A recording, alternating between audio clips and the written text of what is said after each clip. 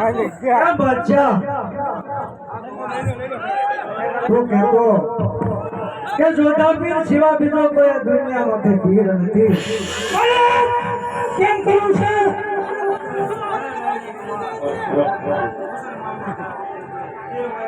તો તારા હાથમાં બંગડી ફેરીને બાયલા મારા પીર સામે કોઈની વાત માંગતો નહીં બાદશાહ ભાઈ તું ખાંચી અમને આયરન છોડાવે બરાબર છે હતા હુજે અમને મારી લે આમાંથી તારે ઉતરવું મિત્રો બે હાથમાં પહેરવું